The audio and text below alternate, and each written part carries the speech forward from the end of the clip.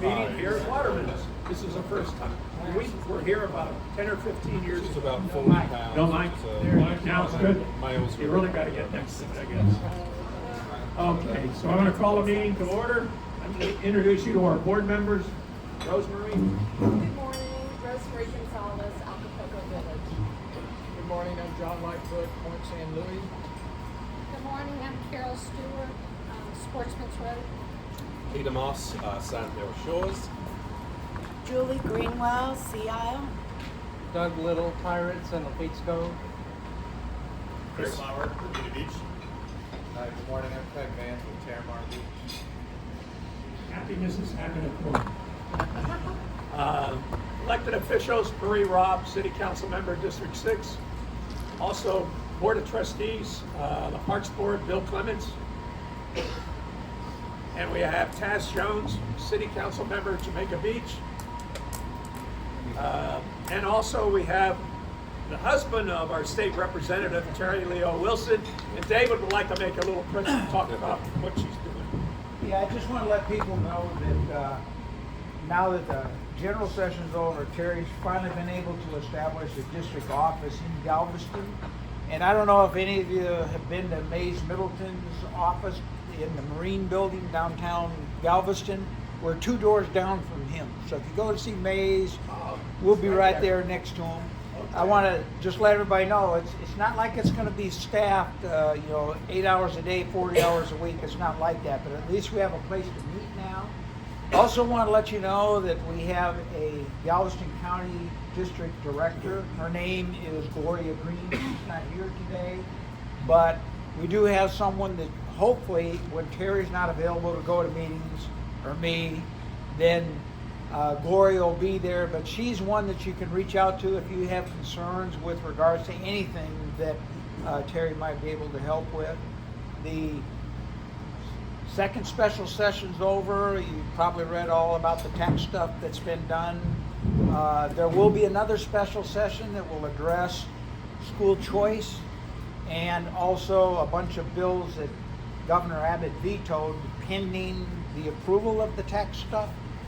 So we'll be back in Austin again, probably be after the Attorney General impeachment, but that's a little bit upon what's expected. So with that, thank you, Jerry. Give Terry Leo our best. I will. Okay, she's doing a good job. Any other elected officials that I missed? How about our corporate sponsors? We have Luke Mazer, House Doctors. Luke, want to say anything about House Doctors? Sure. Yeah, hi, my name is Luke Mazer, the owner of House Doctors. We're handyman services, home remodeling, home repairs. So anything you need fixed after it gets beat up at the house in our saltwater environment, we can take care of it. We actually serve mostly Galveston, but we also serve Dickinson, Texas City, but honestly, most of our work is here on the west side of the island. So we prefer that. That's where my wife and I's property is, so for us it works. We prefer to cater to our neighbors. So thank you. Have any business cards? I do have business cards. I'll leave some on the table over there at by where you came up. There's also a little top 50 list I got here. Sometimes you don't always know what you need done at the house until you look at this list and it's like, wow, I need that done. So I'll leave some of these at the entrance so you can pick one up on your way out. It's got my contact information on it too as well. Thank you. Thanks, Luke. Really working? We'll keep trying the microphone. Any candidates running for office here? And we'll approve the June 17th, 2023 minutes and June 30th financials. So moved. So moved, Chris. Who's my second? Rosemary. All in favor? No. Move on to District 6 happening. Marie?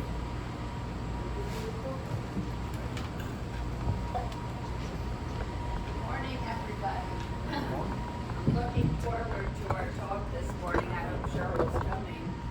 because I know this is the first time I've had to go to ARB to actually protest my taxes the second time, which I quite enjoy doing, oddly enough, and help friends with it anytime. So if anybody needs advice, I'll be glad to help. But things are moving forward at the city. We have made some changes on the park board, which I think were positive changes with adding people like Bill Clement. So hopefully we'll have a more cohesive working relationship. One of the things that went live this week that is both income generator for the city, and the park board has finally turned over the funds, is the software that will be managing the short-term rentals. This is something we've needed for quite a long time because it's almost impossible to track all the rentals without some sort of technology. And how it works is when you're a rental, you have to be given a number from the park board who currently signs up the rentals, and you are not allowed to be on Airbnb or VRBO or any of those sites unless you have a license number.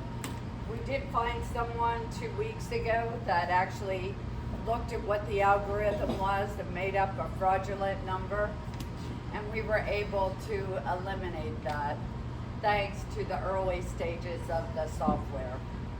The park board has finally turned over to the city, so the $250 registration part covers that the park board retains, that covers the software, and then the rest of the money comes to the city, which we can use for weekend marshals and things like that to help the enforcement. One of the other things that I'm working on and have been working on for the past year is how we can use resources that already exist to boost our police coverage. So I'm working with the city, I've talked to the sheriff's department, I've had some discussions with Jamaica Beach. With all these entities, we have MOUs or mutual understanding agreements for backup. But we don't have anything in place to that if they, this is a great example. I have a Jamaica Beach policeman who lives in Isla del Sol. He can see somebody breaking a city law and he has to call PD. Well, that's kind of crazy when if we had an understanding in place, he could actually write a ticket.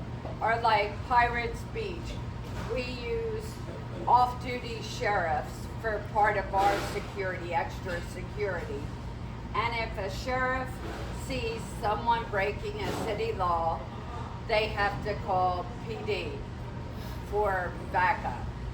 So I have found a generous donor that has provided the funds to cover cross-training.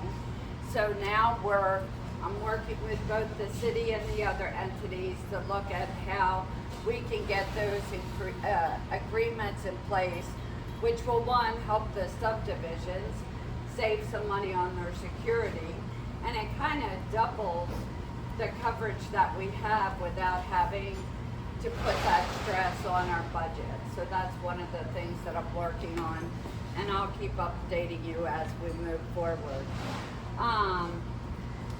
Still reigniting, I guess is a good word, the conversations with the gas company so that we can move that forward.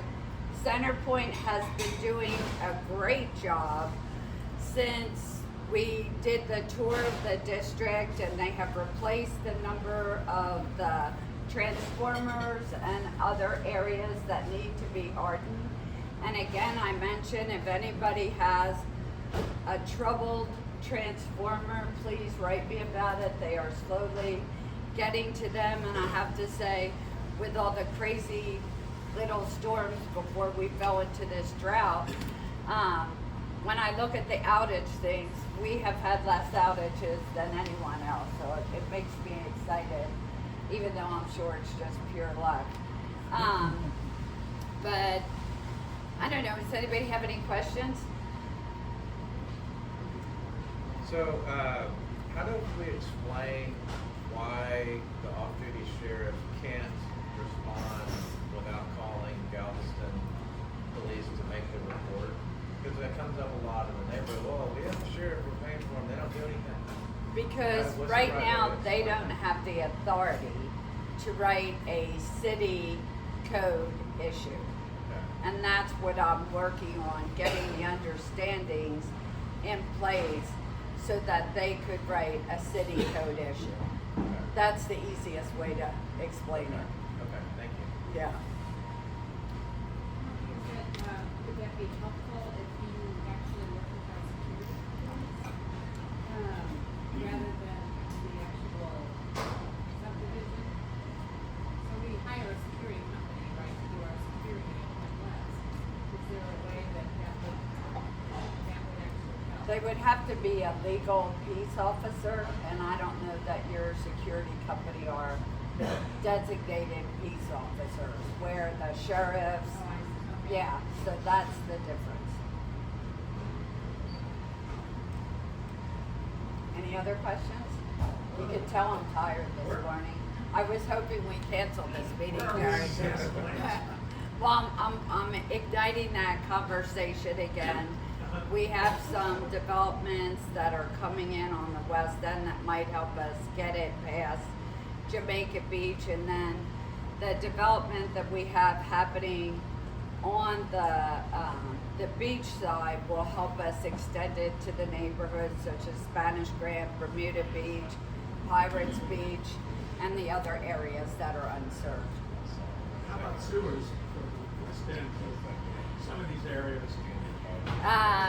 Well, as we just had a conversation with Karakawa about how we might be able to do it unless we have, at this point, our public works people are looking at how, with the improvements that are going into Pirates Beach, how we might be able to increase the capacity on that. So we have right now, which is a semi-dilapidated processing plant in Pirates Beach, which came from the mud district when Pirates area was all incorporated county. And then our next wastewater plant is in Terramar. So one, we don't have the capacity to add sewer right now. And you have to understand, sewer and water is something that's self-supporting, that their revenue generating covers their costs. So if we had to go to election and say to everyone on the island, we're going to be increasing your sewer costs because we're adding it to the west end, that probably wouldn't fly. So that's how we're looking at how we can be creative. We have one developer that is interested in putting a wastewater plant past Indian Beach, and how we could tie in or look at doing a mud or something along that lines. It's something I'm always working on. I can't say that the city's always focused on it, but I certainly look at how we can do it. And I still can't imagine that the TECQ hasn't gotten involved when you look at especially a storm like Ike, when the whole island washed over and all that sewage went into the water. And I don't know why they don't get more involved in it, but they do. And we do have finally on the new AT&T towers are going in, well, they've been under construction for the last 6 months on the Terramar water tower, and they're 5G, 3 very high power towers. Well, they're not tall, but they're on top of our water tower. And they were supposed to go live right after 4th of July. I did not have a chance to get an update, but I'm AT&T and I haven't seen the difference. But I have been informed by AT&T they are adding another tower somewhere between the end of the seawall and wherever the next tower is. So we should have improvements there. And then I'm also looking at, because we do have a major issue on such as Memorial Day, 4th of July, trying to make a call. I mean, it is a safety concern. Well, what other towns and cities have happened during periods of high influx, and this might be something we could actually cover with hot tax, is they'll have like AT&T will come in with a tower truck so they can provide the extra coverage during the high peak times. So I'm gonna look on how we might be able to have that happen, because it is very much a concern. Because I experience the same things that you experience when you can't get a line out or get to the internet, or things keep crashing. And since most people have done away with their landlines, so we very much depend on our cell service. We were just talking about pocket parks. The pocket parks will be, pocket park, that 11 Mile Road will be coming up. TxDOT is in the final stages of their projects. One of the things that I uncovered with some of the flooding that we were experiencing, and the city accidentally found 2 of them, that they had actually left in 35 construction dams blocking the drainage. And what they do when they're doing the road, they put in a dam so they can dig ditches and so forth, but they left them in. So we uncovered 2, and they are already supposed to have moved the other 33. So that will eliminate some of the pocketed, I know it is unbelievable, the pocketed flooding. And if I hadn't called the meeting with Public Works and whatnot, city management's like, yeah, sure, do it, we'll call them in. And I had to call Eliza Paul to get TxDOT to respond. We wouldn't have found that out. And it's just astounding to me that things could be so loose. But I will be rerunning for District 6. So I know I didn't put my hand up when it's like people running, but I will be rerunning. I'll be a rerun. How much of the short-term rental revenue is plowed back into the beach parks supporting stuff for tourists, and how much of it just gets dumped back into the general fund? The hot tax, the majority goes into tourists. They're the only portion. 149 or the majority? So almost all of it?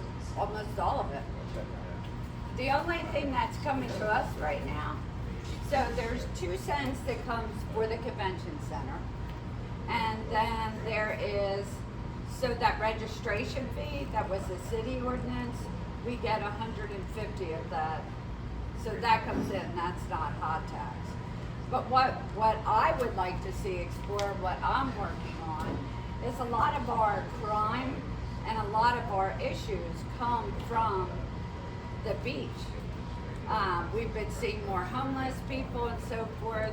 So I would like to see more police coverage covered by hot tax, which beach police are an approved hot tax. So I am working on how we can make that happen. And I will ask you all, and to make sure please send it out to your neighborhoods. We are really having an issue with homeless people camping on the beach. And they've gotten wise, they could stick a fish pole out, and they try to fall under the GLO rules. And if you see something that looks unusual, like we had in our neighborhood, Pirates Beach West, there was a guy who started living on the beach, and neighbors saw him. They didn't call me until like 5-6 days into it. It turned out he was out on warrant as a sex offender from Harris County. If you see anything that looks unusual, call the non-emergency police number. If you see something, people walking around your house, call 911. Because we really need, I will be staying on top of this issue, because people, the homeless have become wise that there's a lot of second homes out here, whatnot, and we need to work together and keep our eyes out for what's going on. With the time limit at 8 Mile Road for the beach traffic, We're still waiting. We haven't heard anything. The last I asked was about a week ago from GLO on the update on our amendments. They are coming to our council meeting on the 27th, so we will be asking that question. Beachside Village,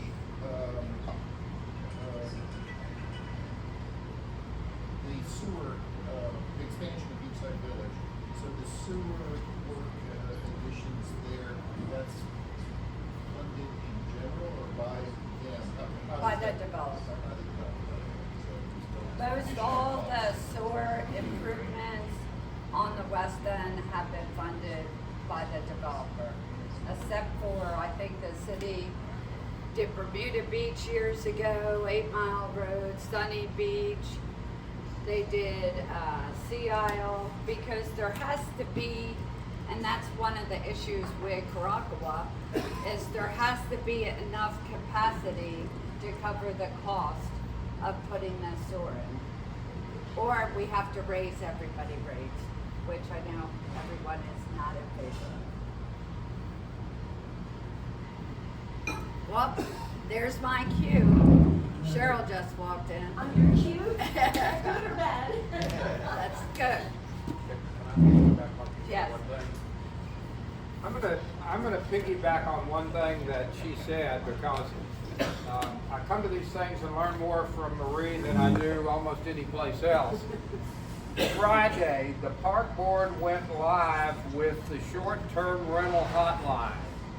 And these folks are required, once they register, this shortware scrubs the internet and finds short-term rentals that aren't registered and gets them registered. And I think $96 to put in all the software, and the next thing I'm going to tell you about is pretty good. How many of you have ever woke up at 2 o'clock in the morning when your short-term renter next door is having a loud party? And what's the response to it? What's the response when the cars are parked all over the street and half of them in your yard? With the new registration, the owner has to provide a 1-hour contact. The 24-hour-a-day, 365-day-a-year hotline, the number's in the paper and it'll be on the park board next week. That hotline will have a response on the property within an hour. If they don't, then the police department's going to be called, and as I understand it, Marie, Yank their license. they've agreed to a 1-hour or an immediate response from the police department. Where you call the hotline, they call the 1-hour response. If the 1-hour response hadn't called them back within an hour, they call them and say what's happening. And if nothing's happened, they haven't done anything, then the police are going, and they've agreed to make that obviously not a priority over certain things, but a fairly high priority with them to get out there and get it stopped. And we think we're going to control some of the short-term rentals and take the heat off of folks like Marie who get calls all the time about short-term rentals.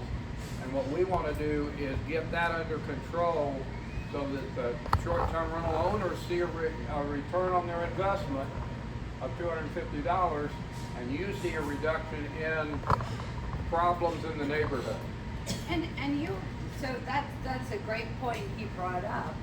And that's why you'll always hear me talking about how hot tags can be used for especially more public safety.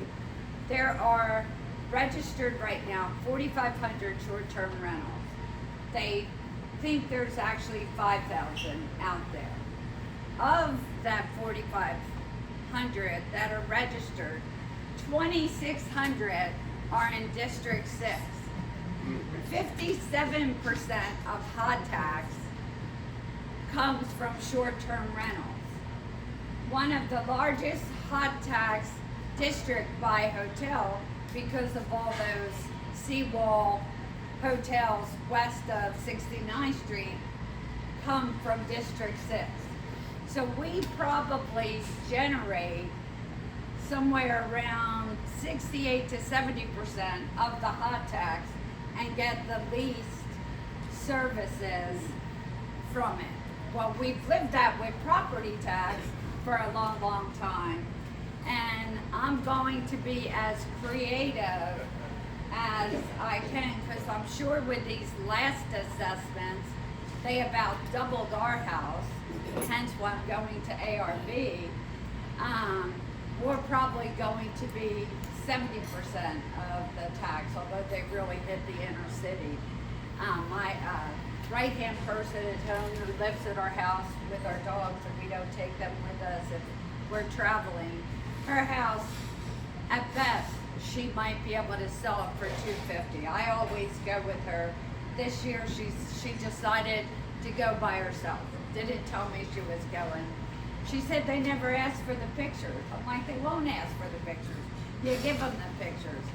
Her house is assessed at $514,000, and she lives on like 41st and Avenue something in the middle of town. And it's ridiculous what happened. And on that, the main show, Cheryl Johnson. Is she next?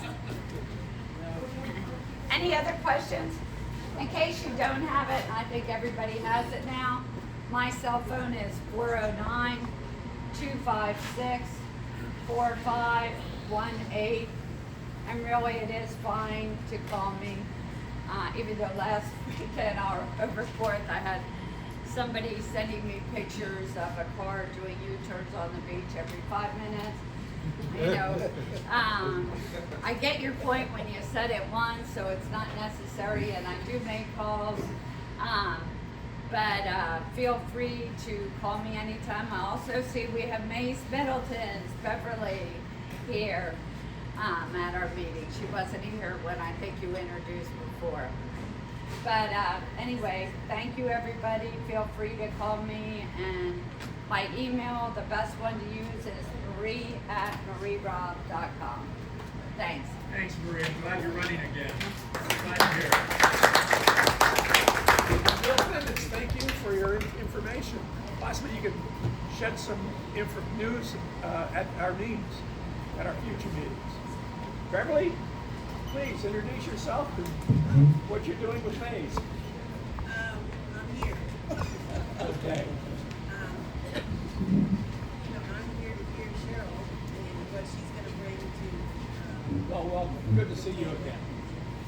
Well, and because I talked to Beverly last night, she has been suffering from a shoulder injury. I said, well, there would be a good crowd, so it's good to come. Both Terry and Maze have been doing an amazing job, especially when it comes to property tax. The house didn't quite get everything they want. I know they really wanted to have more appraisal caps, which is what I think the answer is. They did get some appraisal caps. They did get, I think it's $100,000 increase on homestead. What else, Dave? You're probably... Well, actually, it's, yeah, $100,000 homestead exemption. And then also there's an additional $10,000 for, they use the word elderly people over 65. I didn't think I was elderly, but I guess I am. So, yeah, that's more or less where they came down on. And of course, there's compression that helps all properties, businesses, as well as short-term or second homes, things like that. And then additionally, there was an additional bill that raised the threshold for the franchise tax. This specifically is going to exempt a whole bunch of small businesses, which is a good thing too. And yeah, you said it right. Nobody got everything they wanted, but this is the best they could come up with. And, well, I'm thankful for that. I see how things work. It's not just as easy as one might think. I know, I was talking to Terry yesterday, and for her freshman term in Austin, there probably has never been a more insane session than this one, with the governor, lieutenant governor, everything else going on. But they were able at least to get some things done. I'm sure we'll hear from Cheryl, not near enough, which I agree. And I want some help on my ARB, because I haven't been to ARB in years. And the last time I went, I ended up paying more. There's no way that will happen this time. Thanks, Marie. Thank you. Can I ask you a question about this? I don't want to try to drag this out. I'm a new guy here, so I'm trying to learn how this all works. But one of my concerns, and I am all in favor of lowering property taxes, don't get me wrong here, but here's what I know is that I thought the property taxes funded the school districts. And I know if the school districts go to hell, I'm going to lose a lot more money than I am on a little tax break. So what's the answer? What's going on with the school district funding? So That's kind of what I wanted to know. that is what it will. I'm Yeah, just going to say what I've heard, but When they talk about tax compression, what they're talking about is if, for example, they lower the assessment of school district can make by 15 cents per hundred, well, that'll be made up by the state, so it's a direct replacement. Okay. Your tax bill goes down, but they take that surplus to make it up, so the school district stays whole. Yeah, you still want the school district to go for traffic because we don't have any money for them. No. Okay, cool. That's a great question, but that's what the compression is about. okay. They lower that, and it's made up by the state to keep them whole. But isn't there, Dave, isn't there concerns that that's only going to happen for 3 years? There's always concern about that. And one of the things, for example, the homestead exemption, that's going to require a vote of the voters to pass a constitutional amendment. So homestead exemptions are more permanent, but at the same time, we have heard from leadership, both the governor and the leadership of the House and Senate, that their desire is to do away with the property taxes. Now that's a big lift, it doesn't happen overnight, but they have gone on record saying that they want property owners to own their homes, truly own their homes without having to pay every year. So it'll be interesting to see if they come through with that, but you're exactly right. This compression and offset has to be continued every year. I think you take them, at what they say, and we'll see what the future holds. That's the best way to say it. I just want to add the 20% cap on commercial property appraisal is what expires over 3 years. Exactly, you're right. That's the circuit breaker that they put in to alleviate appraisal drift for commercial. And Sally Bakko is our city's legislative advocate. She'll be speaking in a couple of minutes, so we'll get her there. Thanks, man. I don't know if Lieutenant Chambers is here. I haven't seen him at all, so, for a police report. But anyways, let's move on. Sally Bakko, Gulf Coast Protection District. Great to have you. Thank you very much. I hope I intend to talk loud anyway, so I hope you can hear me okay. I'm Sally Bakko. I'm the Director of Policy and Governmental Relations for the City of Galveston. But I come here each month to talk to you in my role as Board Director for the Gulf Coast Protection District, which is the non-federal sponsor for the U.S. Army Corps of Engineers Coastal Texas Storm Surge Protection System project. So I wanted to give you an update on what's been going on with that. And I specifically wanted to talk to you about what was reported in the Galveston County Daily News last week with regards to federal funding. Back in my youth, I went to school in Washington, D.C., and after I graduated from college, I stayed and worked in D.C. for a long time. And I worked closely with a lobbyist, and one of his favorite phrases that he used used all the time was, if you like legislation and sausage, see neither made. Because it can be ugly. And I think that's the case right now with federal appropriations. Representative Weber, our representative Randy Weber, really stepped up for us and submitted what is called a community project funding request. Back in the old days, we called them earmarks, but today they're CPFs. And it was one of 15 requests that he put into the House Appropriations Committee. The House Appropriations Committee opened that up to House members to submit CPFs. They were limited in the programs in which they could submit such requests. But Representative Weber submitted a $100 million request to serve for the Coastal Texas project, and it was one of 5,000 requests the Appropriations Committee received from House members. What the Galveston County Daily News reported to you last week was that the House Appropriations Committee, when reporting out the bill that funds the U.S. Army Corps of Engineers and related CPFs, Representative Weber's request was not included. So that CPF request is what didn't make it into that one appropriation bill that the committee reported out. Now, this is a really convoluted process, and it's going to get even more convoluted as pressures rise to keep the federal government funded when the fiscal year expires September 30th. But there's another expression. It ain't over till it's over, okay? So we're at the very beginning of this little dogfight we're in on federal funding appropriations. The Senate is expected to mark up their appropriation bill this coming week, so we'll see what's in their bill. And we also have been hearing discussions about a supplemental appropriations bill, because guess what? FEMA's disaster fund needs replenishing. Well, that becomes another vehicle for us to try and identify non-federal funding for the Coastal Texas project. So it ain't over till it's over. And we're gonna keep going with that.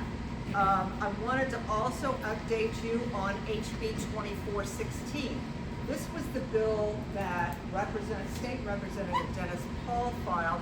State Senator Carol Alvarado carried it for us on the Senate side.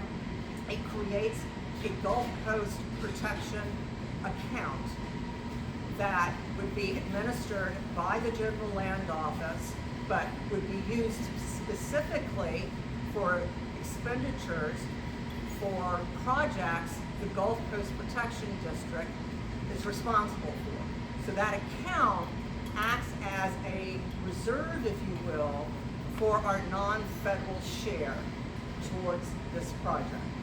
Now, the account wasn't capitalized, but what's critical is we're setting up the infrastructure for a long-term commitment by the legislature towards this really critical project.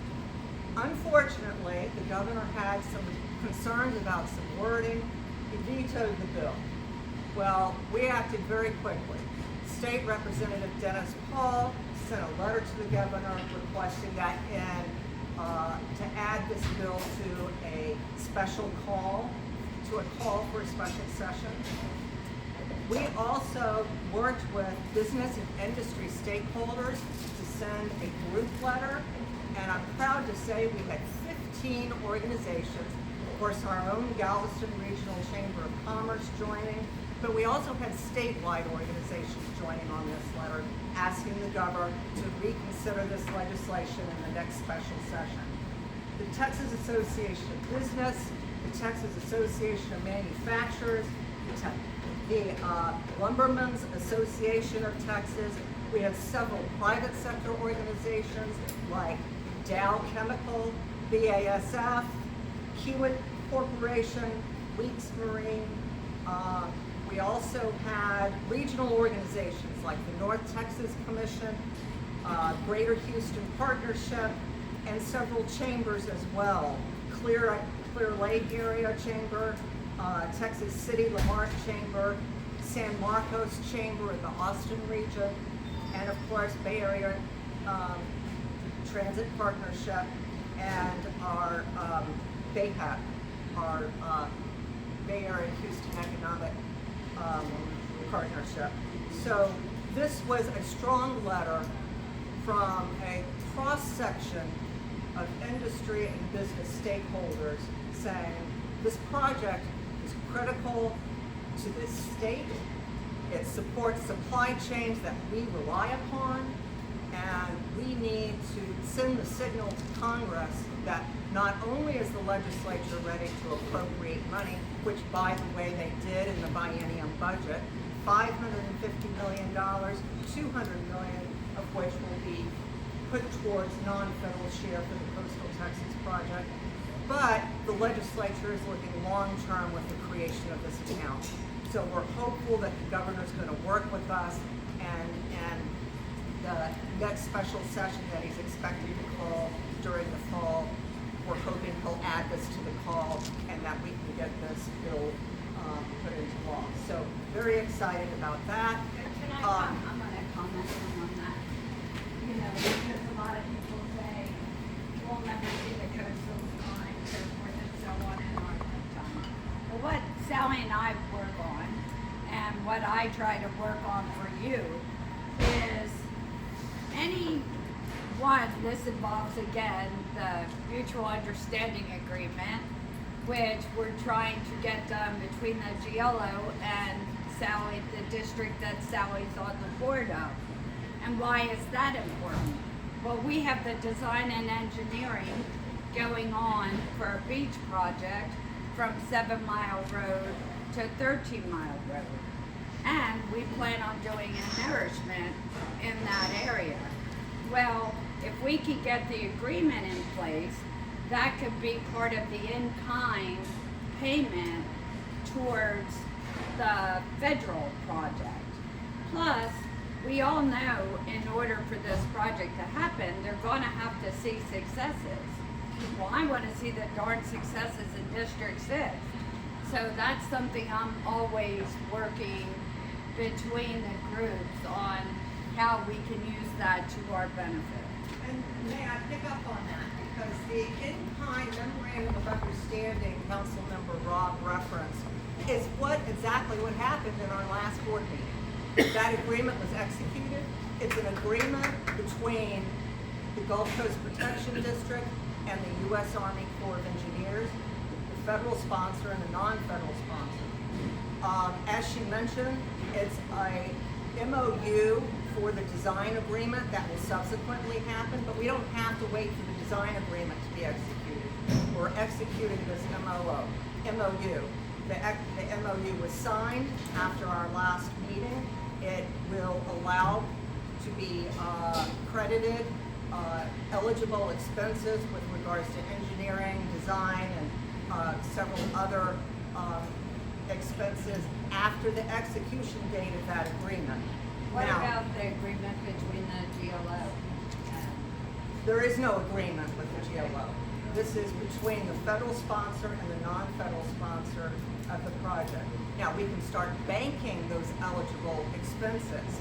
We won't get credit for them until the design agreement is executed with the Corps.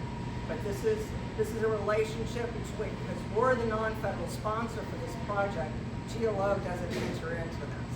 Now, what could happen to get the eligible expenses counted for the 13-mile road work, beach nourishment work, we may have to look at an interlocal agreement to try and make that work, because the Gulf Coast Protection District is not doing that work. Okay, and we're not paying for that work. But how is the work on the marshes from the GLO being counted down? That's when a you're not different. doing That's that a different agreement. That doesn't have I anything don't know, to why do can't with. we get an agreement that has to do with the beaches? That's why I'm saying we may have to do an interlocal in order to make that work. I don't know. We have to consult with the attorneys. Right now, what was most critical was to get the MOU with the pool.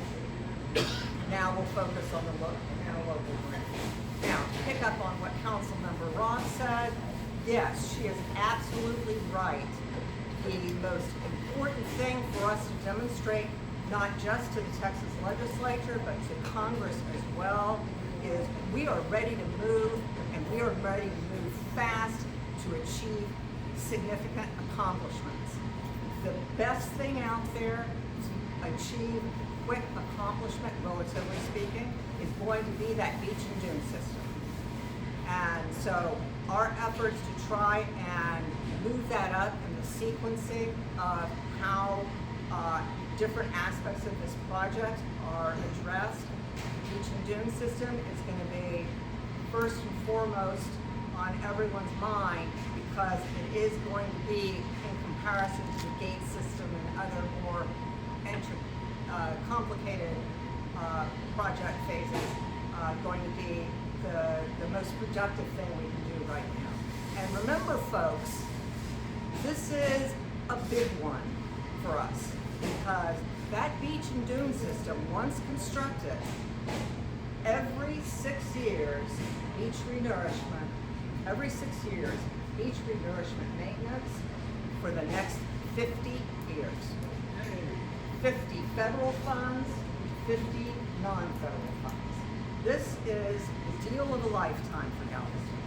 So we're very excited about making this happen.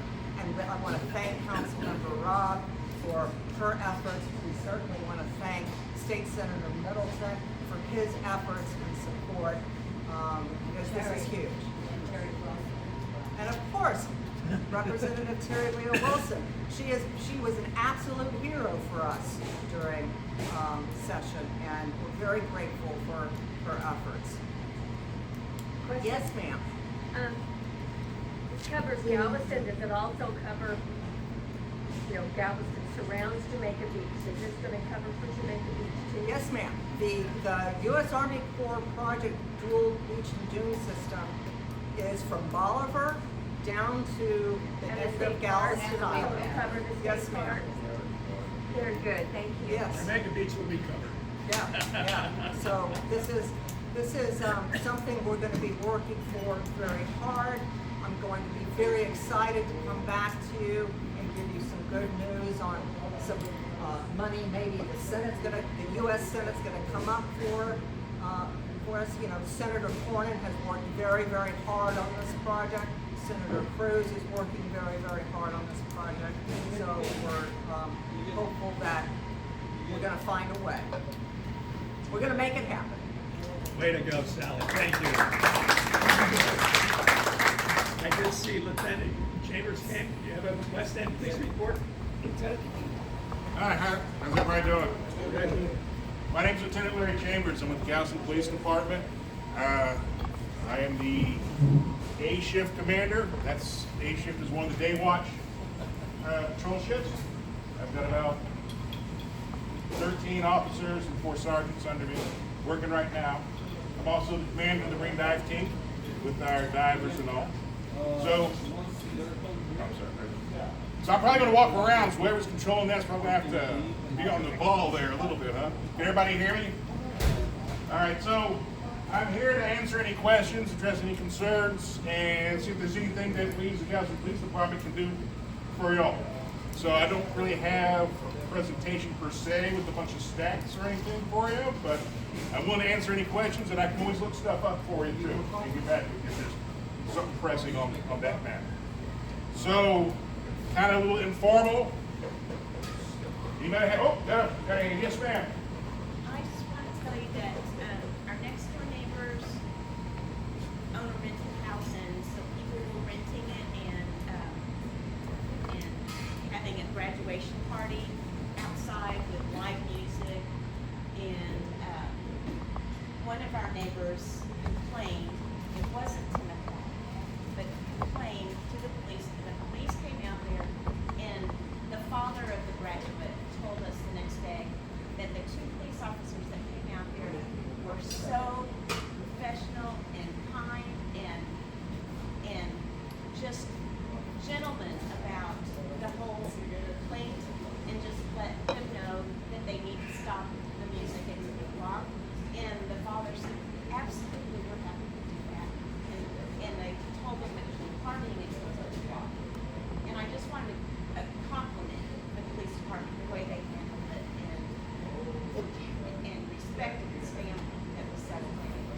Well, I'll have a talk with those officers, make sure it doesn't happen again, all right? But I appreciate that. I'll sure pass that on. Thank you. So there's all types of issues that we deal with, everything from parties out on the West End, as y'all are well aware, the beaches, accidents, just whatever. So, what else? Yes? One of the issues that I'm having, well, I'm not having, one of my neighborhoods is having at the far west end.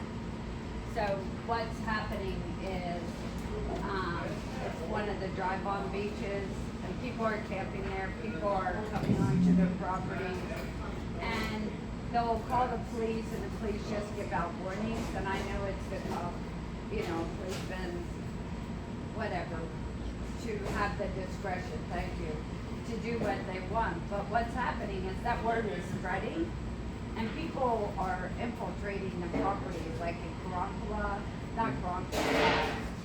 Bangor Beach, and in that area. And it's a real issue. We need to start taking more on the far west end.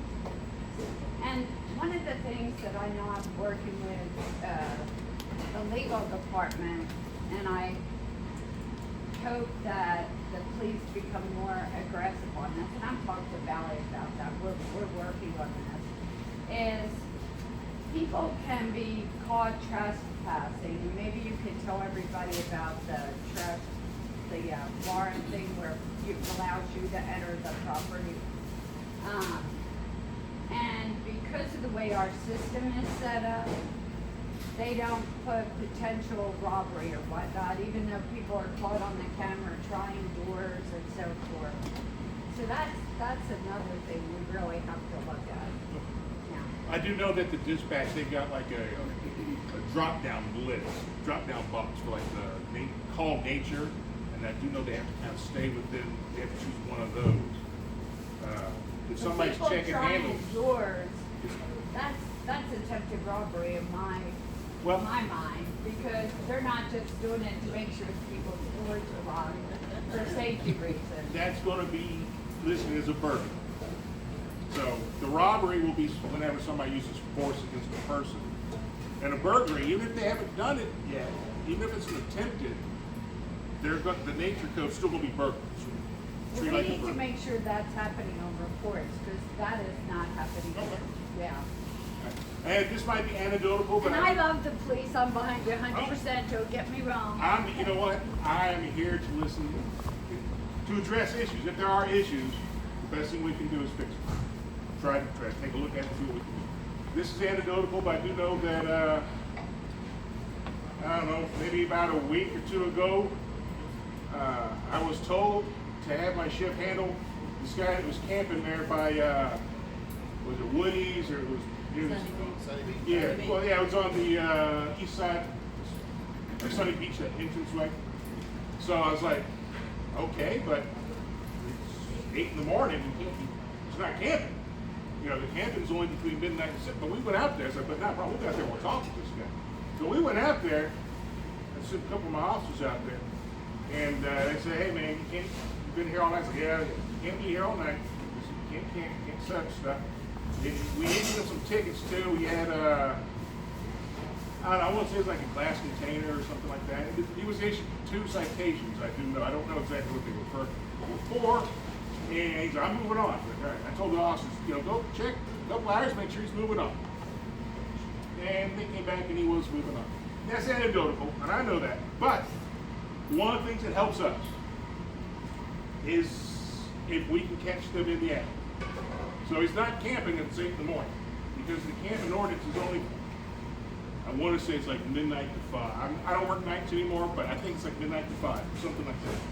But if it's outside those bounds and they're on the beach, then it's not camping. Even if you did it the night before, So, but we moved them on, and I can always pass on this information tonight. The best thing I can tell for y'all would be if you see trespassers or the campers or something like that, call the police department. We've got a non-emergency number, or you call it, or if it's somebody might be burglarized, you call 911. Call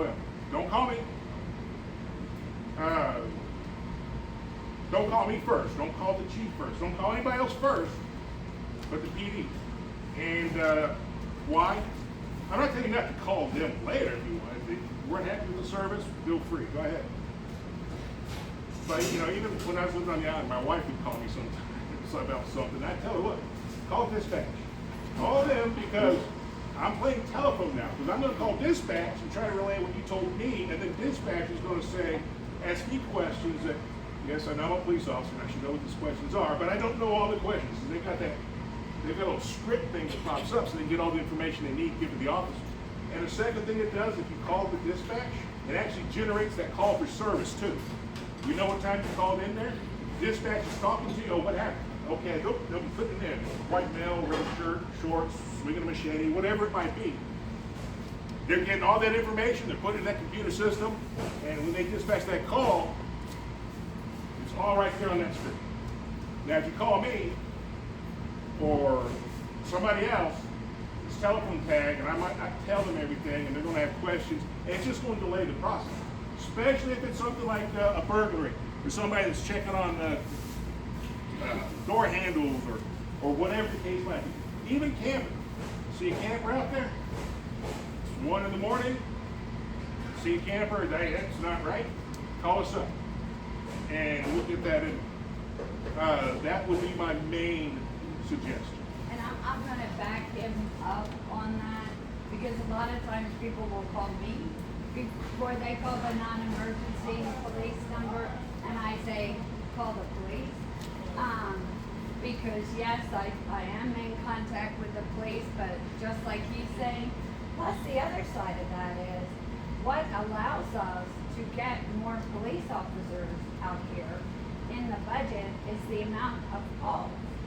So we're only hurting ourselves if we don't make that call for, I don't care what it is, the simplest thing.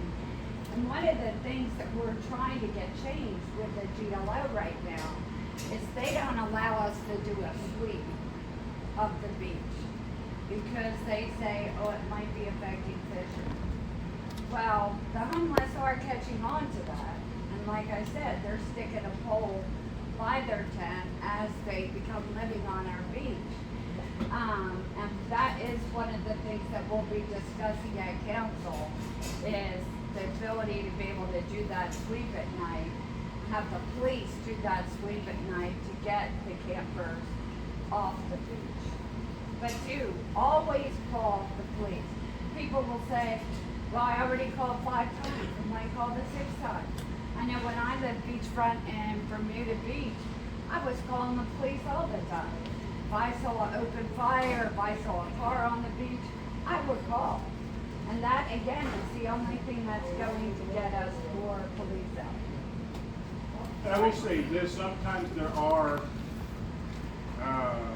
multiple calls for different incidences. Some will take higher priority than others. You know, you get something like a armed robbery or something like that, I mean, everybody and their brothers coming. They're working on a report, they're leaving that station. They're going. Yeah, everybody's going to go. So it's, but then if there's like a report of a theft report, the officer's not going to leave that station and get it. But you know, somebody out in the field will go get it once they get done with that call. And so it's just a balancing thing. But yes, call us first. If you're not happy with the service that the officers provide, ask to speak to the supervisor. You know, I'm not telling you don't call Councilmember Robb or the chief. I'm not saying that. But if you want, if it's something that's going on right now, hey, that guy's breaking in that car right there, or he's looking, call the police first because otherwise it's telephone tag. Sometimes information speaks to it. Does that make sense? Yes, sir. Tell us the non-emergency number again, please. Yes, sir. It's going to be 409 765 3702. And it goes to same dispatch center as the 911. And you can call about a martial offense, that non-emergency police Yes. number too. You can call for anything that our 911 dispatch would handle because it goes to our 911 dispatch. It's just the non-emergency. Now, what is an emergency and a non-emergency? Well, you know, if somebody's breaking into a car, I think that's an emergency. That's a 911. You know, any crime in progress, I think, Now, if it's something that's not, pressing, hey, these beach crowds are getting out of control. Police need to do something about that. That might be different. Maybe you might want to go with somebody. If it's not going on right then and there, it's maybe a concern you have. Hey, this weekend's coming up. That would be, I wouldn't call 911 for something like that, honestly. But for us to be efficient and get there quick, contact our dispatcher. I even tell my wife that. She kind of said, look, I know I'm the AWATCH commander, but I can't go to the call, talk to you, tell my dispatch, get my husband, call dispatch. So, yes, sir. If a neighborhood is having a problem with a particular short-term rental, and the HOA was to pursue an action, can we get a record of that report and how many calls were made to dispatch over a certain period of time? How do we do that? The official way to do that would be to get a open records request. We talk our records, tell what you want, and they will be able to direct you the right way. And you can do that through the city secretary's office. They might be able to help you as well, yes. Yeah, they could probably get it, they would get it out to the right jack. All right, was everybody able to hear me? Was that loud enough? All right. One of the things with the new rental software that Bill just added in is everything will be tracked through the call center. So we'll be getting detailed reports of calls for noise, for this, so it'll be much easier. As we know, automation has good things and bad things, but this will be a good thing. Sherry, can I just add one quick thing, because I know you want to move down the agenda. I would be remiss in not letting you know, I mentioned earlier Representative Terry Leo Wilson was a real hero for us this last session. I can't emphasize that enough, because there were multiple times when we faced potential preemption legislation over our local ability to govern short-term rentals. And let me tell you, she was a dog out there fighting anything that even smelled like legislation that could turn into preemption. I mean, it was very, very impressive, and there were a few occasions when she was up there quick at the podium to talk about her opposition to state legislation that would preempt local governance of short-term rentals. So, she was a real hero on that issue, and I just want to make sure that I mention that and extend our thanks, because it was meaningful.